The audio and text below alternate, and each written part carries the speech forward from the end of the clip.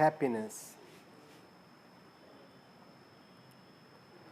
The topic we'll be discussing today is the quest to be happy.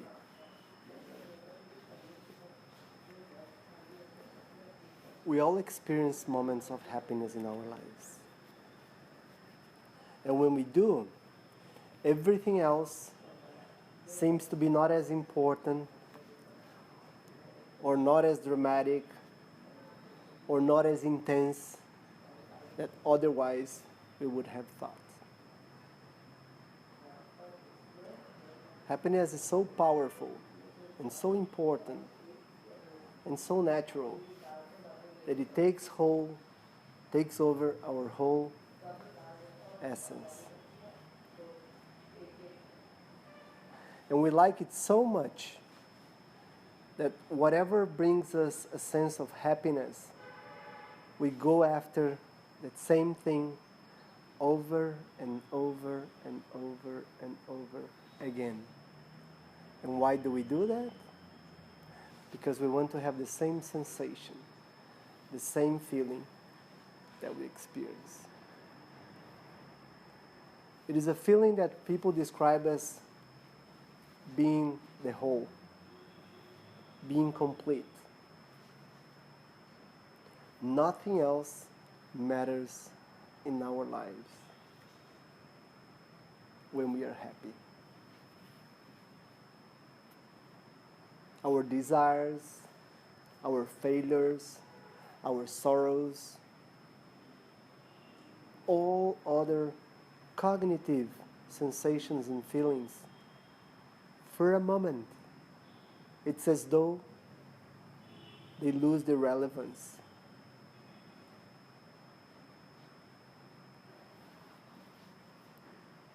This is why happiness is so important. But before we go into happiness, we have to understand certain basic things of our existence, so that we can look at happiness from a different perspective.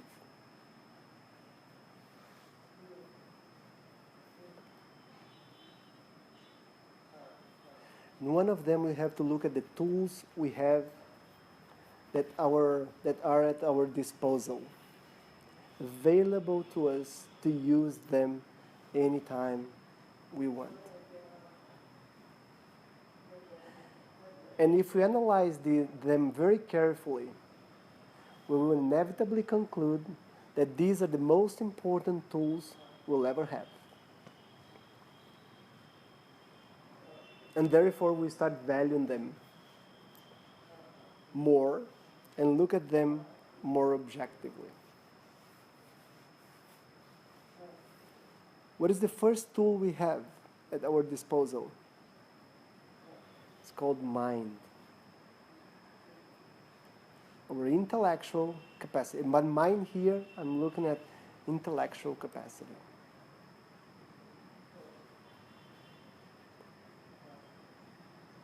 Our rational thinking, capacity of making inferences, assumptions, analogies, comparing things,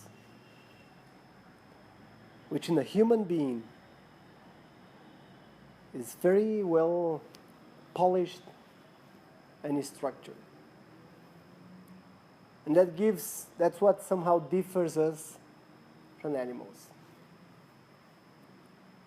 Doesn't mean we are superior or inferior, better, worse, more privileged. Not this kind of comparison. It's just to be aware that we have it in a very well structured and organized way, and animals have it in a programmed way.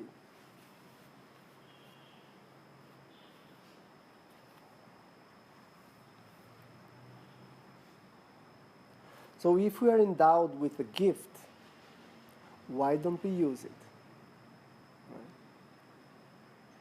And why don't we use it to pursue things that gives us a sense of happiness? To have a more harmonious life. a more holistic existence. So the goal of this tool is to allow us to expand ourselves, our vision of our own existence and of life around us. It's like a supercomputer, much, much better, process much faster. Now in the era of cognitive thinking, maybe things are changing. But still, it's an amazing gift. Not to be used for judgment, for prejudice, for not helping other people, for being miser. That's not the goal. How do we know it? Because if we do something which is against our moral values, we may hurt some other people, but at the end of the day, we know we hurt ourselves. Because when someone does something that is wrong, he or she is completely aware of the wrongdoing.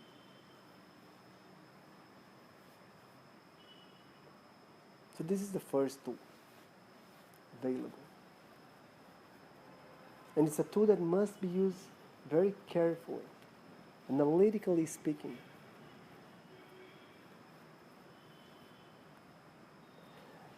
The nature of the mind, it's the following. We have a thought, space, thought, space, thought, space, thought, space. The mind is always working, even if we are aware or unaware of things. So it's as though we had a tremendous machine, but this machine is running on its own, and we are not using it. They call it mechanical thinking. A lot of activities we do in our daily lives, they're mechanical. We don't think about it, because we have already internalized both the right and the wrong activities. We wake up in the morning, go to the toilet, you brush your teeth, you don't think about it. It happens. Your mind is elsewhere.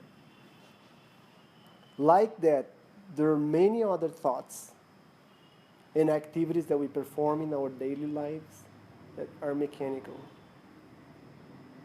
Some of them we don't like, but we still repeat it. So we have to undergo a change, which means deliberately influence or interfere in our way of thinking so that we can have the life we want, both to ourselves and to people around you. In any way you want.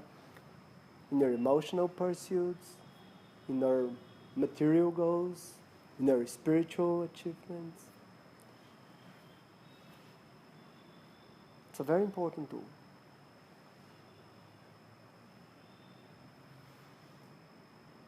It creates all the ecstatic moments and sorrowful moments.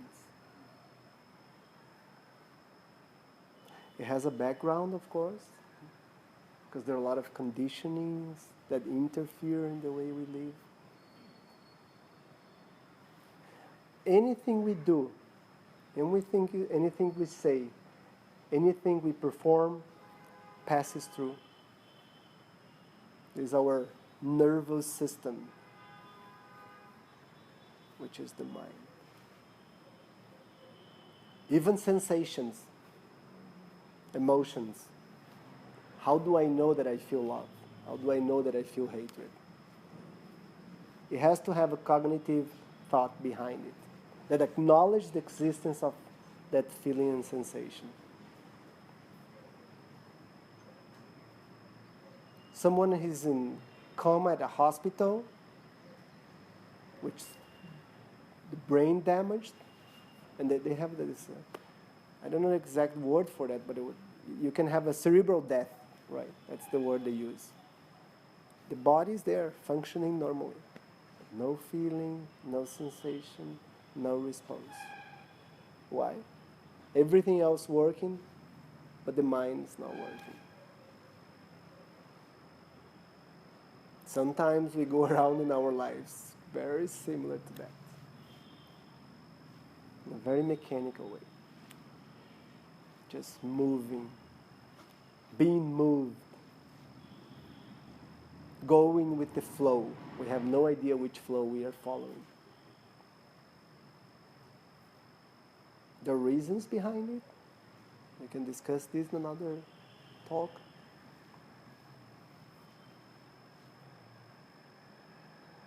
So we have to start to use this tool, stop this mechanical thinking, and have a deliberate influence on what goes on or passes through or is processed by our minds. Extremely important. Life, anyone's life, will only change if this awareness takes place. It is as simple as that. It's like you have the key to open the door or close the door. And then whatever enters, whatever goes out, it's up to you. Because predominantly people, the door is always open.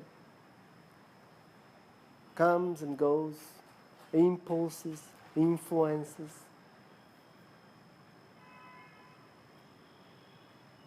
Very important thing. It's the first tool which is available to you. Second one is your memory. In your memory, humans have a tremendous capacity to remember in very minute detail things that happened to them and were not pleasant.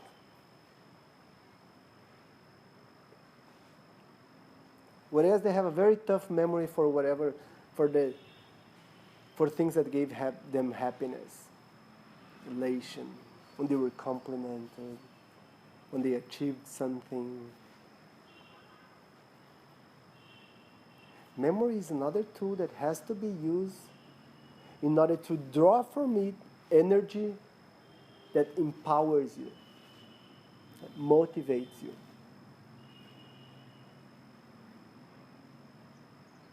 And not bring things that belittles you, demotivates you, makes you feel sad or sorrowful. And I'm not saying that you should deny one and only acknowledge the existence of the other one. No, I'm not saying that. What I'm saying is that you have the power to choose what you want to have in your life. What kind of memory and how much value you would like to give to your memories. Because it's the core of your emotional being.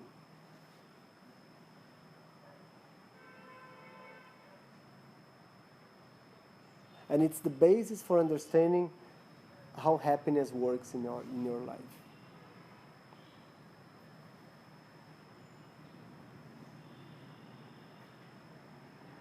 We are driven by our emotions, and memory plays a very important role in it.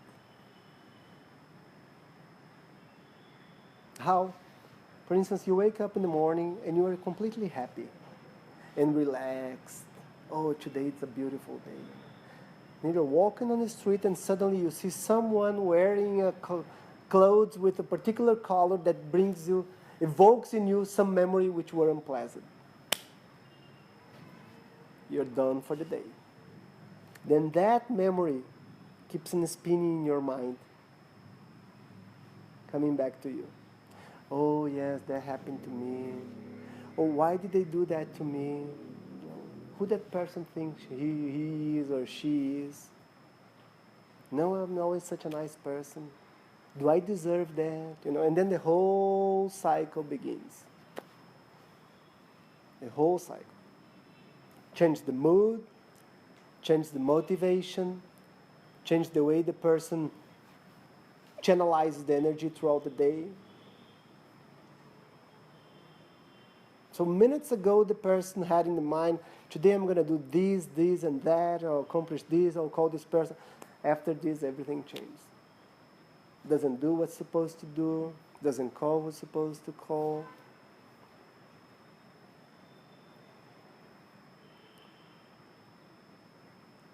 So memory, it's a tremendously important tool that we have.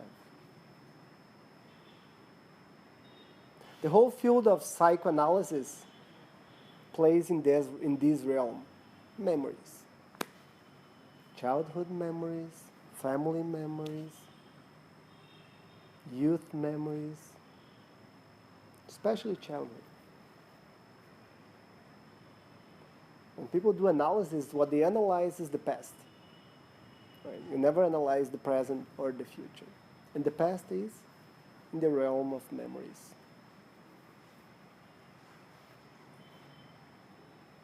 Being accepted, authoritarian father, absent mother, a broken heart somewhere down the line.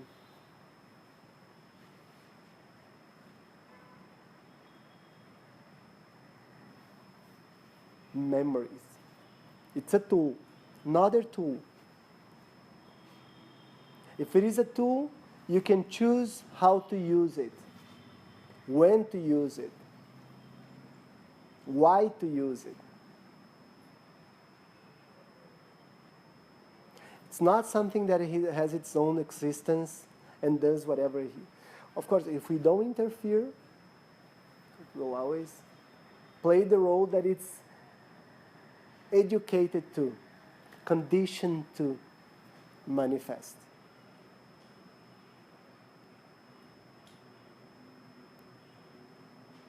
So we've seen two tools so far. One is the mind, our intellectual, rational being. Other one is the memory. Everything we ever did, thought, or lived, it's in our memory. Think of it.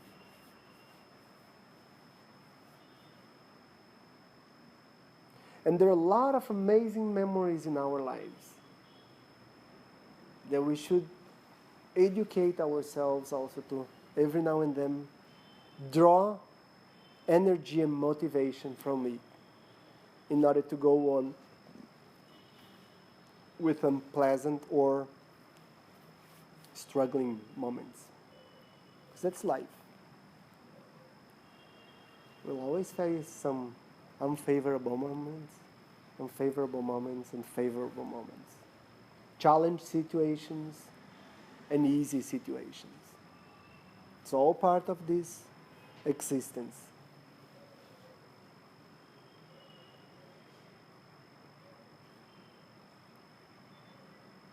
The third tool we have is our emotions, feelings.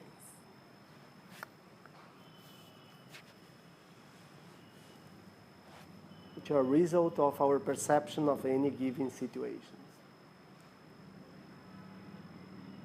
Diversity of life always tells us that for a very specific activity, there will be people who look at it with happiness, with sadness, couldn't care less. It all depends on the standpoint. Standpoint is a point of view. And a point of view is always limited. And this limitation is completely based on our own upbringing, our own education, our own conditioning. And it can be from spiritual perspective, economical perspective, political perspective, artistic perspective. It's always point of views. When you have a point of view means you don't have the whole view. You're only seeing that using your own lenses.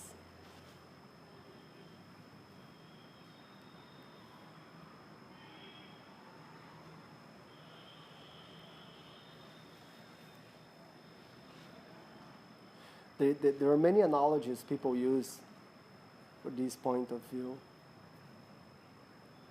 And there is one, there were the four blind guys, and they all of them walked towards an elephant. So one of them touched the elephant and said, "Oh, this is a rug. It's very coarse. It's very harsh. It's a nice rug." The other one embraced, "Oh no, this is a column. There is something standing on top of it." And so on and so forth. Everyone is seeing it, because everyone is looking at one specific point.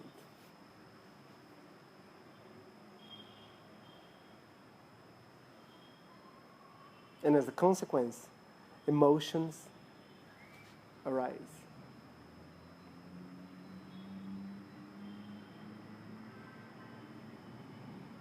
And in the core of these emotions, the majority of adults, they have a sense of non-acceptance.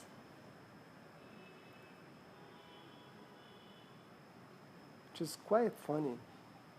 The sense, not the fact that people do it, because there is a reason for that. You are the only ones who will spend your entire lives with yourselves. And yet, there is a sense of not accepting yourself. How can you have any other good emotion out of life?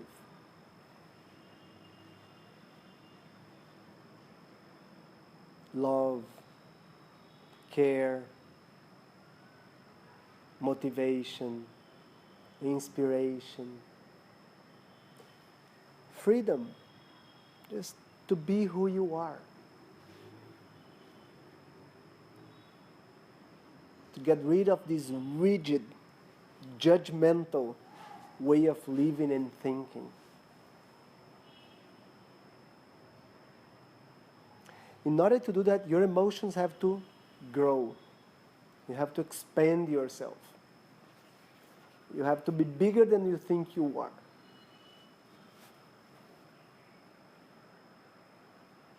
Because emotions will always be limited by the way you see yourself.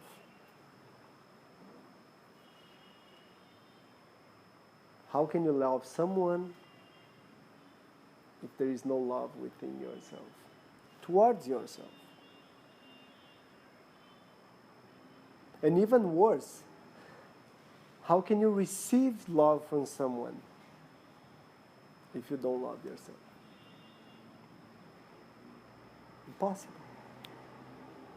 Because in the back of your mind, you will always have that thought. How can anyone love me?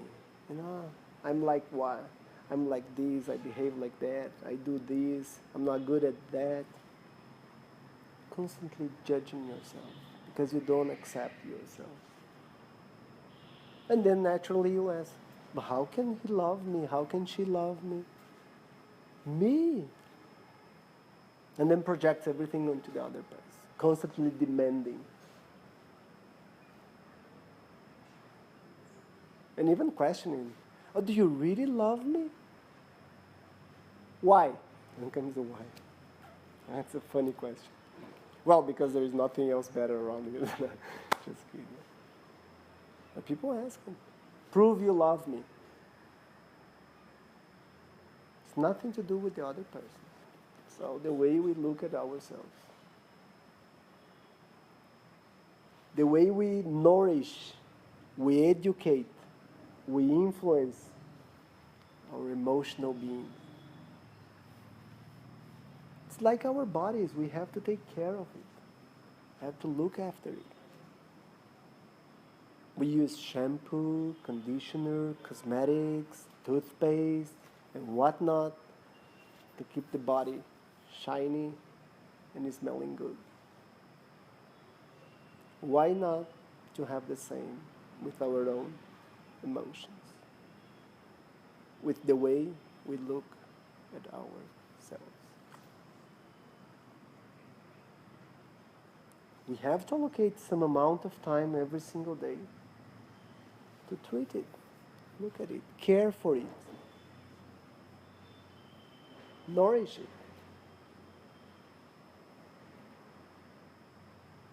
Because if we don't do anything, it's going to be on its own, running wild, driven by impulses, reactions, and whatnot.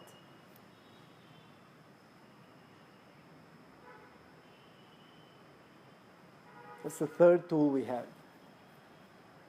If it is a tool, it's like a blacksmith. You have a tool, that's how you earn your living. So you care for it. If you think it's going to get damaged, you go there and you fix it. Every day you polish. When you go to work, you take care of the things around you to make sure that everything's in place so that the machine can work efficiently, smoothly, because you want to achieve your goals. Same thing with the mind, with the emotions, with the memory.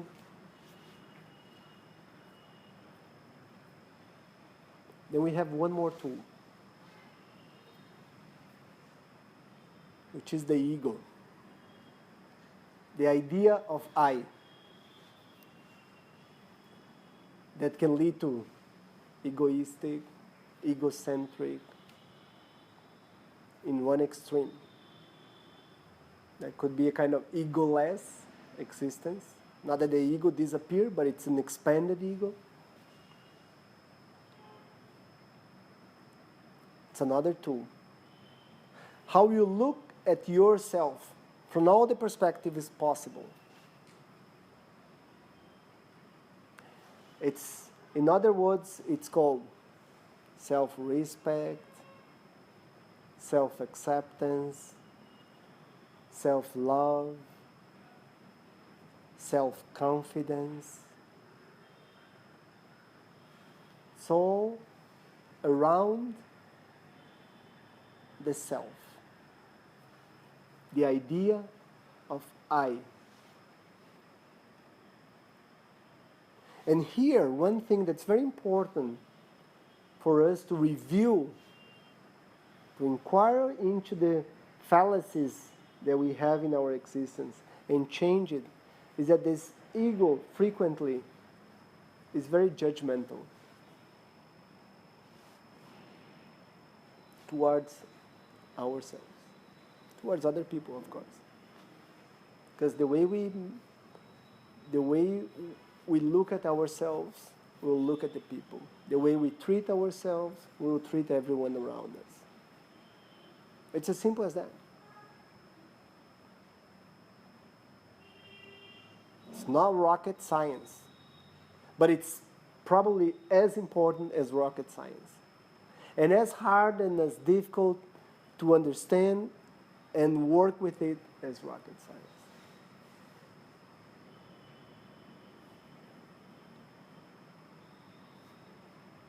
How do I see myself? I've seen many people, I've met many people, people talk to me very often because I also write and I publish things on the internet.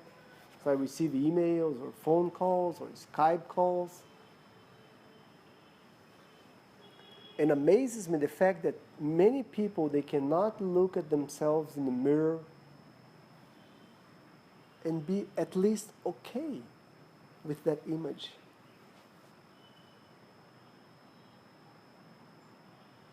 And people who cannot sit in a place quiet for 1 minute, because that 1 minute they will have to handle themselves.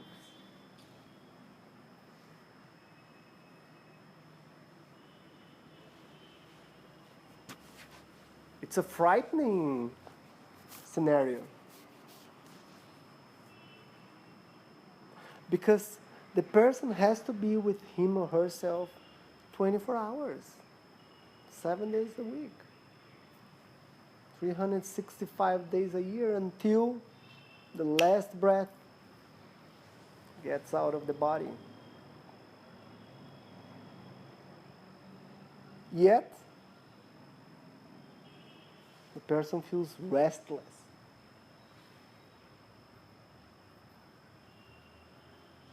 Oftentimes when I'm talking to people and you bring the subject to the self and the way they look at themselves, you can see the immediate reaction. The body starts fidgeting, starts moving. Some sense of discomfort happens.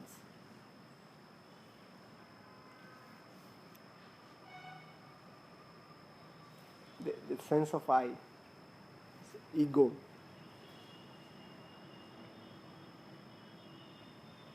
In the spiritual world, I've seen a lot of people criticizing the ego. I don't understand why they say it, but I disagree with them. Many people say, oh, you have to have an egoless life. You have to control your ego. You have to suppress your ego. You have to ignore your ego. Don't do that.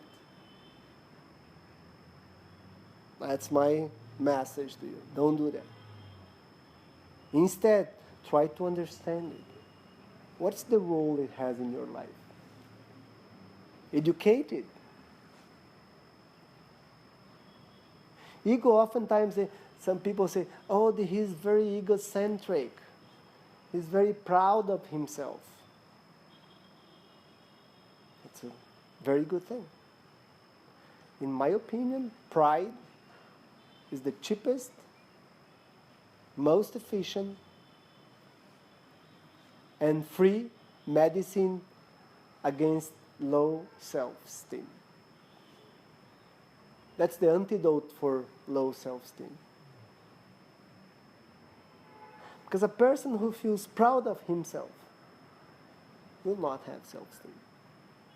At least will have the courage, the energy to get up in the morning and do the things he or she wants to do. Whereas if the esteem is low, gets up in the morning and says, I don't think I can do that, Oh, maybe I can do this tomorrow. Today I'm not in a good mood. Self-sabotage. It's a very weak ego. Has to be strengthened. Has to be nourished. Has to be cared for. And if the person is very proud of himself, don't worry, let it be. Society takes care of that. You'll always find someone who will put you in the right place at the right time. But you have to get this energy. Go out there and do the things you gotta do. No one else has this power but the ego. The one that you look at yourself in the mirror and say, hey, it's all right. I'll go out there and I'll do my best. I'll try it. I will be able to do what I want to do. And that's a tool. Another tool.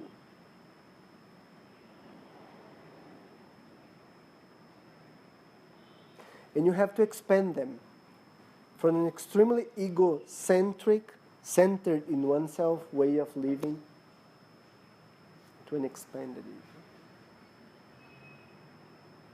As long as you are not selfish, as long as you don't damage other people's lives in order to achieve your goals, always go for it.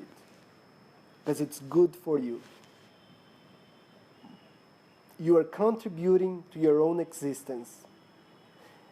It motivates you, it gives you happiness, and therefore this energy of abundance or expansion overflows from you and you help other people, either directly or indirectly. This should be the minimum ego that we all should have. It's a very healthy one.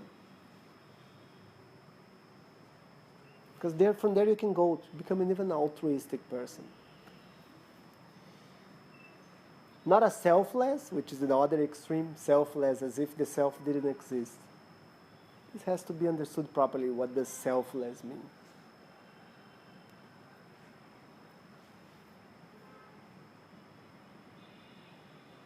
So don't ignore your ego. Understand its role, nourish, and use it to leverage your own existence.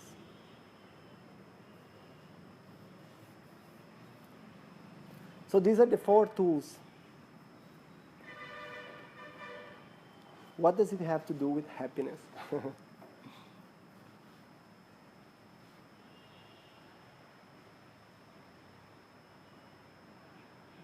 Because happiness is an emotion. It's a very subtle description. When I say happiness, each one of you will have your own interpretation.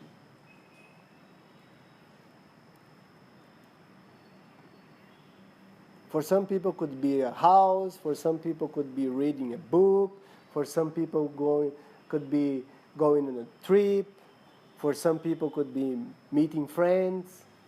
It's so ample and so diverse.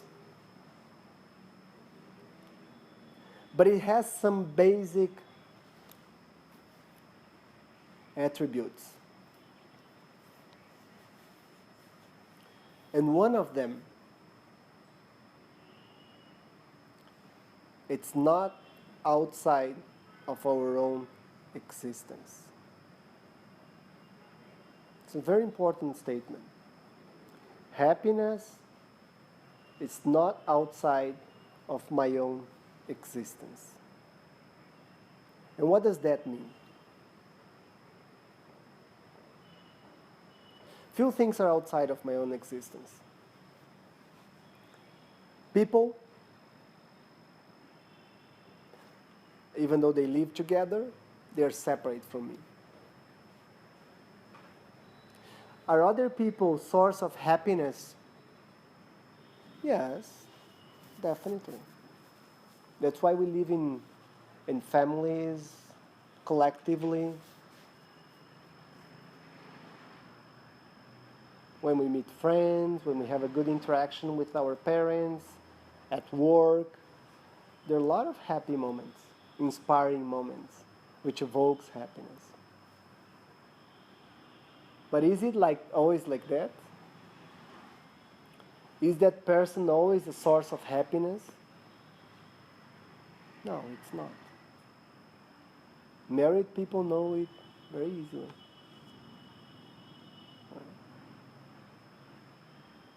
Sometimes the husband wakes up very happy and talkative and smiling and playful with the children. Oh, the whole family is happy. Something happens at work, at night he's pissed off, he's angry, he wants to be on his own, doesn't want to talk to anyone. Does this person contribute to the overall happiness of the house? No.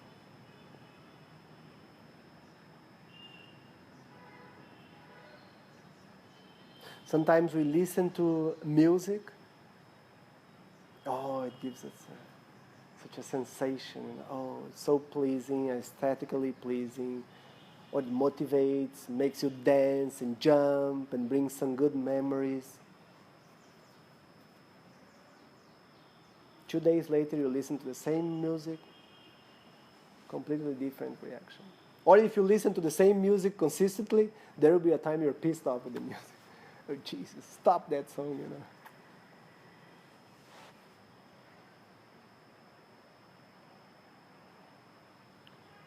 Is there a place called happiness?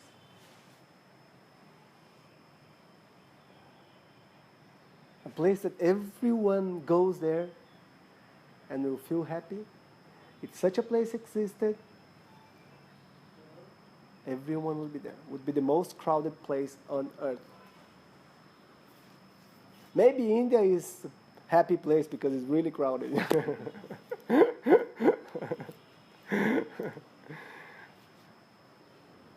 But we know it's not. The family plans, oh, let's go to the mountains during vacation, you know. We can do some trekking, we can be with the nature, we can have some fire outside. And you get there, you know, oh, everything's green, everything's peaceful, the nature is so abundant. 5 days later, oh, this is so dark, there is no internet connection, it's damp, there are so many mosquitoes here. Same place. Go to the beach, it's the same thing. So there is no such a place as happiness. Or it's a situation. Is there a situation? And here there is a very interesting situation. Previously we were talking about love, you know. Oh, do you love me? So the first time you meet someone and you fall in love with the person, you get married with the person, and then the person looks at your eyes and say, I love you. Oh. Now the feeling you have is indescribable. You feel yourself like on top of the mountain. You can't describe, you know. You melt away. You know? Oh, you do, darling? Yes. Oh, thank you. I love you too. After a year, you hear the same I love you. You go, why do you love me? If you love me, why do you behave the way you behave, you know? It's the same situation. Or if the person keeps on repeating, if I love you was enough to make a person happy, you could record I love you in a tape and listen to it endlessly. After 5 minutes, you shut down the tape. I love you. I love you too. Shut up. Because there is no such a thing as situation called happiness.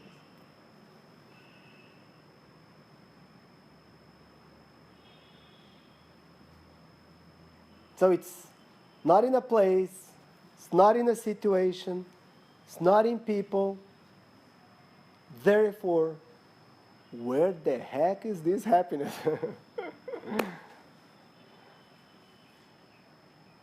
I want to have a little bit of that. I've tried it. It makes me feel good. I do things that otherwise I wouldn't have the energy or motivation or courage to do that. It fascinates me. I want to have it. I actually tried it with people. And I run here and there pursuing happiness in people. Every now and then I got it. Other times I didn't get it. So I was happy or I was disappointed and frustrated. I've also tried this with places. I've been to the mountains. Well, I did enjoy that for some time. But then I missed home, I missed my friends, I didn't like the moisture in the air, the salty air grabbing my skin all the time, smell of fish everywhere.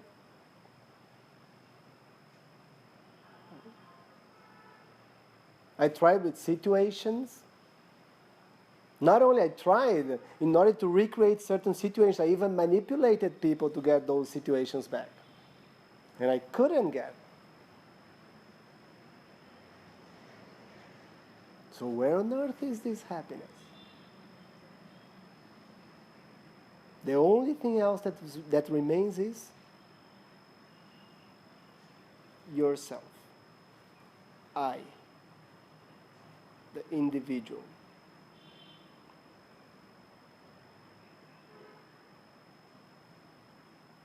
Within yourself. Within yourself has to be understood properly. It's not within yourself. It's not in your heart or your liver or intestine or your knees, on your toe. No. It's a subject interpretation of within, which means it's not separated from you.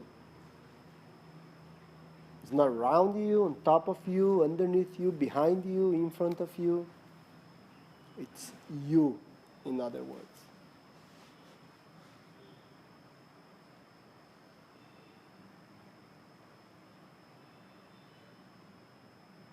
But if that is the case, what is inhibiting the manifestation of my own happiness? That's a very good question. It's perhaps the fundamental question we should look at.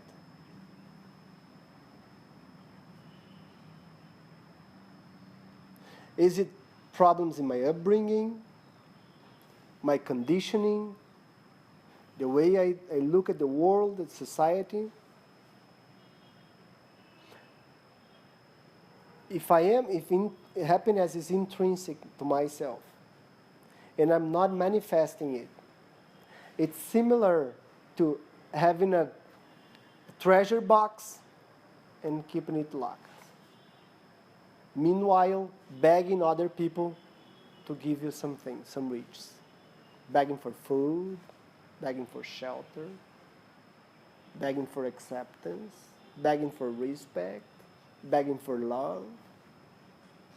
And the box completely full. You're not opening it. Why aren't you opening the box of your own happiness? There are some reasons for it, of course. When we come to this world, one of the very important reasons is the fact that when we come to this world, we are 100% dependent on other people for our survival. 100%. It's not 99, 98, 99.9. It's 100%. You cannot do anything on your own. If someone leaves you, death is the next stage. Someone abandons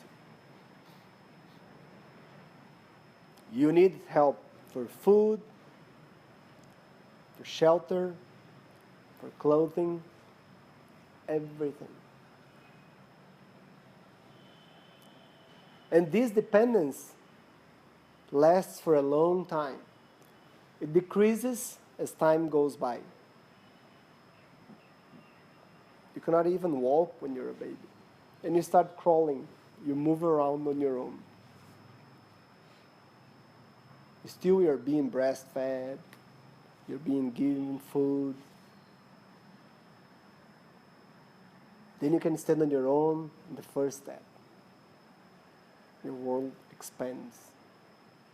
Your dependence decreases.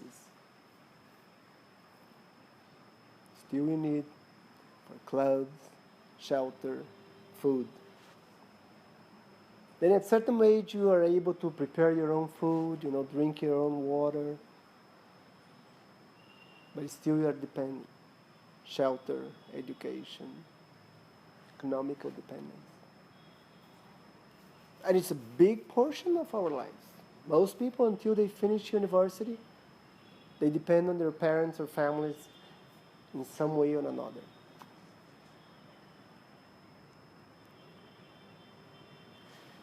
But there is another tool we mentioned before, which is our emotions. We're completely dependent on our families when we're babies. No question about it. But it's up to the parents to remove this dependency, to nurture, to nourish a very healthy ego into the child.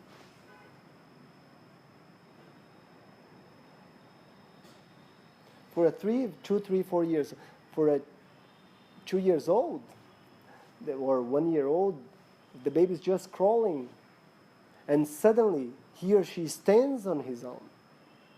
It's an amazing achievement. It's probably the biggest achievement in a child's life ever. And then they look at the parents, searching for that approving look. Hey, I did it. Many parents, oh yeah, you did it. They ignore it. Now you have to look into the child's eye. Wonderful.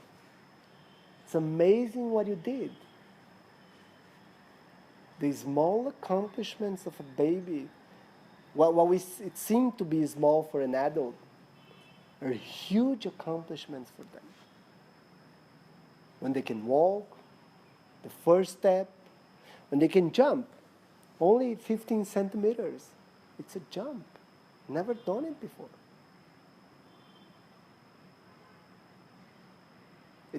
You are nurturing the emotional being. And you are decreasing, as time goes by, the dependence that the human beings have on others to fulfill their emotional demands. Their craving for acceptance, for belonging. Always searching outside, always seeking, always demanding. World, situations, people, actions. Most people, they go around trying to manipulate the whole world, if they could, just to please themselves. Why? Because that weak ego cannot accept the fact that happiness or satisfaction, it's intrinsic to his own nature. Because he was not educated to think that way, to see life from that perspective. And that's how they go around. Whole lives. With this cognitive impression that happiness comes from outside. Support comes from outside. Help comes from outside. So we have an externally oriented existence, moving around blindly very often, without questioning.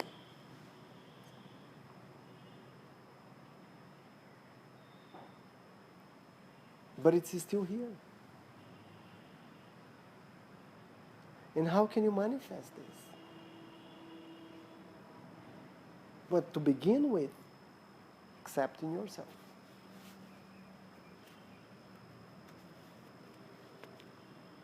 How can a person be happy without accepting himself, herself, his own existence, life and choices and successes and failures? Actually, it's a correction. Let me rephrase it. There are no such a thing as failure. There are only experiences. What people call failures is an experience whose goal was not achieved. It's as simple as that. You have learned one way of not doing that thing. So don't do that again. There's no such a thing as failure. This is a wrong thing. We should change this perception. Didn't work. All right. So don't do the same thing again. Because the likelihood of repeating the same steps and getting a different outcome is very, very low. There's no failure in life. I think this word should be erased from dictionaries. It has caused more trouble and emotional problems to people than many others, especially in a society where success is the key word.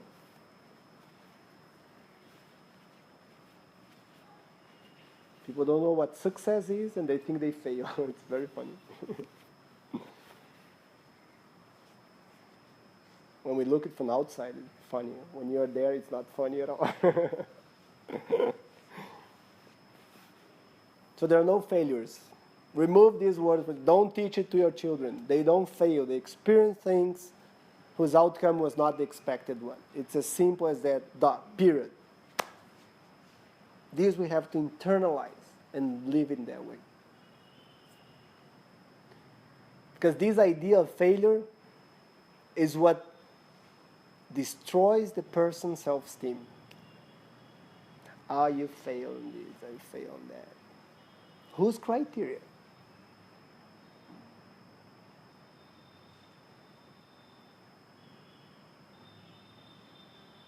then happiness will never manifest itself. Then we run here and there with some ideas of getting happiness. It's still outside. The whole entertainment industry understands this psychological behavior. They know people cannot be on their own because they cannot stand their own existence, therefore they need to be entertained.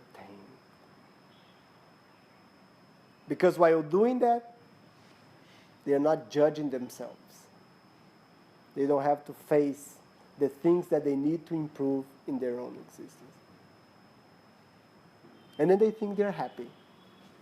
Not saying that watching a movie, going to a concert, going on a trip doesn't give you happiness. Totally gives. But it's dependent, temporary.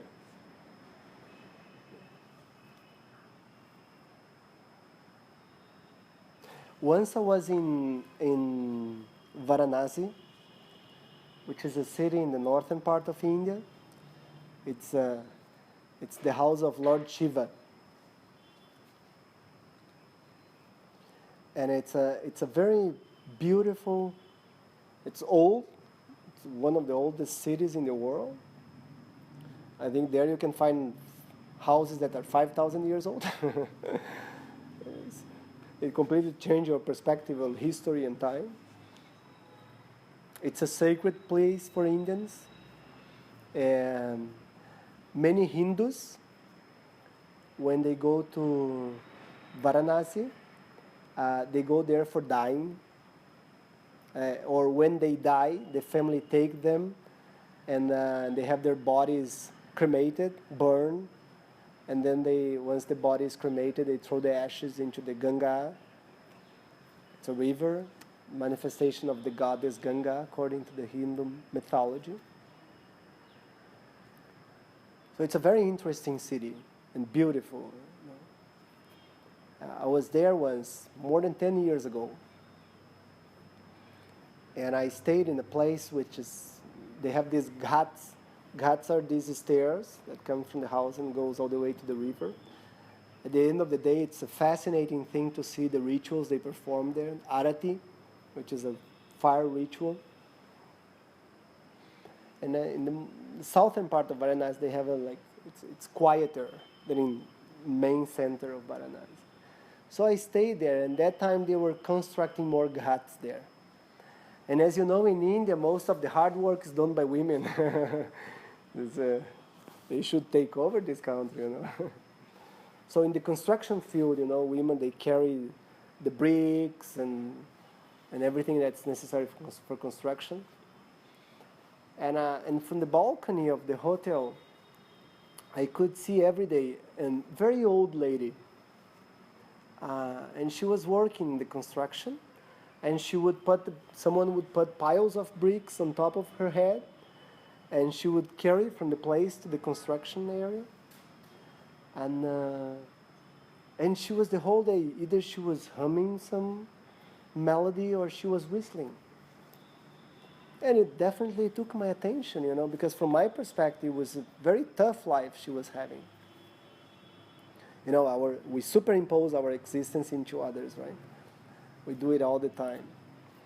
And so what I did, I went to the concierge of the hotel, and I told him, I would like to speak with that person. Can you translate that for me? And he said, yeah, sure, sir. And so we went to the construction, and we got there, and I told her, excuse me, I don't want to disturb you, but I want to ask you a question.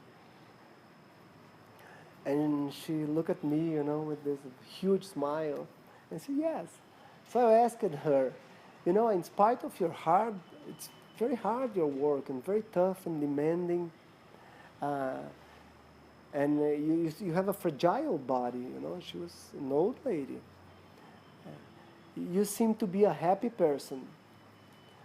And then she looked at me in the eye, and with a huge smile on her face, she said, and do you know any other way of living?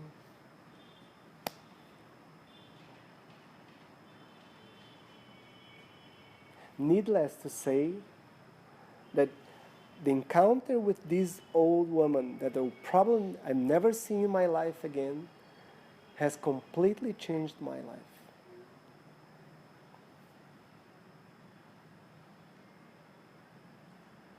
Whatever we've been speaking up to now is summarized by this encounter with her. Happiness was not in her work, it's not in the hardships. You know, India is a very, very hot place, and Varanasi is hot and humid. Sometimes it's unbearable. And think of it, you're carrying piles of brick on top of your head. She was definitely more than 60 years old and going strong. And in spite of everything around her, she was happy. Because in her inner cognition, there is no other way of living than being happy. Because it's not outside. It's not an outside-in manifestation, but it's an inside-out manifestation.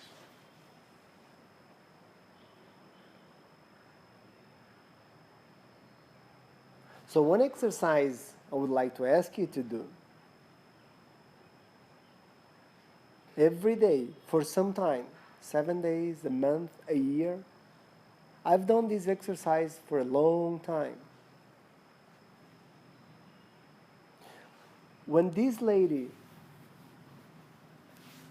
told me that phrase, I embarked on a journey of asking myself, why am I not happy sometimes? What inhibits the manifestation of my intrinsic happiness? What are the wrong thinking I have that stops me from being happy? And happy doesn't mean you have to be all the time smiling, and laughing. Someone comes to you and say, hey, how are you? Oh, I'm happy. How is your job? Oh, my job is really good. How is your family? Oh, everyone is really nice. How is your wife? Oh, she's dead. It's not like that. It's the sensation or the inner feeling towards yourself that everything's all right.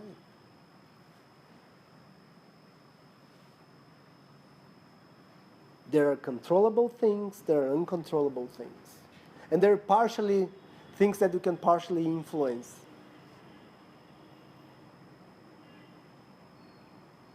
There will be pleasant moments, there will be unpleasant moments. There will be times where I can achieve the things I want, and there will be times I won't be able to achieve the things that I want. There will be people who come to my life, and I will have a joyful moment, and there will be situations with people where I'll feel sad or sorrowful. When someone loved one passes away, of course we feel sorrowful. It's a natural feeling. We have emotions. But in spite of all these fluctuations and sea of emotions, what remains? It's the perception that it's okay. I can manifest it. It's up to me.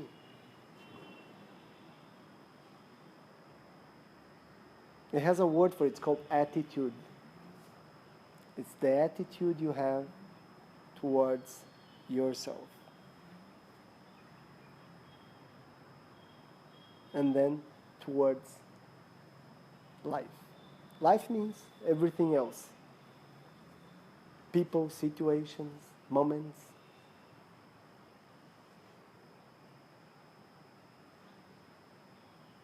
So we have the tools. We know it's not outside. We have concluded it depends on us to be manifested.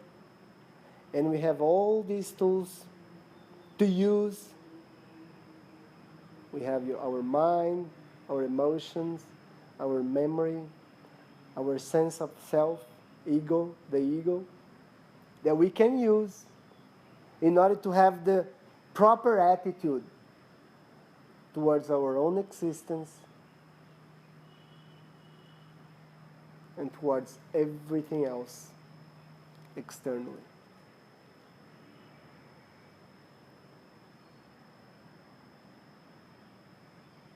This is the basics of happiness. It's the kindergarten of happiness. We're yet to go to the first grade. These are the premises, foundations we have to solidify in our existence. Because then everything else you build up on top of big, good foundations will be solid, will be strong, and will be able to withstand any adverse moment.